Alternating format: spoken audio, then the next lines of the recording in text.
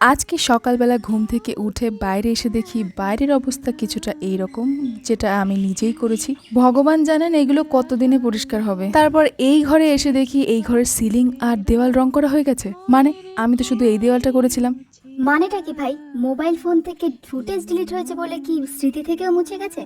আরে বাবা, যেসব জিনিস মোবাইলে স্টোর হয় আমি সেগুলো মাথায় রাখি না। এমনিতেই মাথার প্রচুর কাজ আমার। তারপরে ঘুম থেকে উঠলে মাথা আমার পুরো ব্ল্যাঙ্ক থাকে। যাই হোক, বাইরে এই টেবিলটা একটুখানি সাজিয়ে গুছিয়ে নিয়েছিলাম। এগুলোর অবস্থা বাকি বাদ এরকমই পড়ে আছে। তবে এই যে টুলগুলো বানিয়েছিলাম না, এর অবস্থাখানে একবার দেখুন।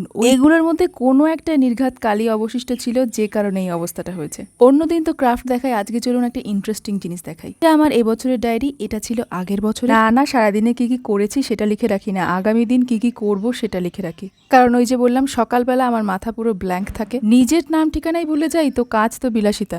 যাই হোক, হাজবেন্ডের ডায়েরি থেকে এই ডায়েরিটা নিয়েছিলাম এবছরের টু ডু লিস্ট বানানোর জন্য। পেজ উল্টাতেই দেখি 31শে ডিসেম্বর। প্রথমে তো আমি ভেবেছিলাম বোধহয় পেজগুলো ছিঁড়ে নেওয়া হয়েছে, তারপরে দেখি না, এ তো আর এক কাহিনী। ডিসেম্বরের পরে চলে আসছে মে, তারপরে কিছুক্ষণ পরে আবার অগাস্ট। সারা পৃথিবীতে এরকম একখানে ডায়েরি আর এক কপি আছে কিনা আমার জানা নেই। আবার শুরু হচ্ছে মে, মানে একই মাস কতবার যে আছে।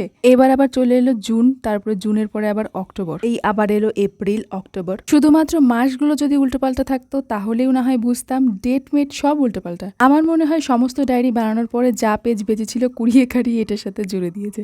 ওই দেখুন, আবার মে চলে এসেছে, আবার এপাশে ফেব্রুয়ারি এলো, এতক্ষণে জানুয়ারি, তাও 31 তারিখ দিয়ে শুরু, আবার মে মাস। এই ডায়েরিতে আরেকটা জিনিস দেখলাম, একই ডেট বারবার আছে। এই যে দেখুন 29 আর 30 যে জুন, এটা আবার কিছু দূর পরে 29-30 আছে, এবং এটা একবার না, বারবার বারবার এই কটা পেজই রিপিট হচ্ছে। আচ্ছা, আমরা যখন কোনো কিছু জেরক্স করি, ধরুন 10 পাতা 5 জনের জন্য জেরক্স করব, তো 10টা পাতায় 5টা 5টা করে কপি আমরা করি, তারপর নিজেদের মধ্যে ভাগ করে নিই। সেই রকম যদি ডায়েরি বানানোর ক্ষেত্রেও হয়ে থাকে, তো বাকি ডায়েরিতে তো এই পাতাগুলো মিসিং থাকার কথা। আপনারা কি এমন ডায়েরি পেয়েছেন কখনো?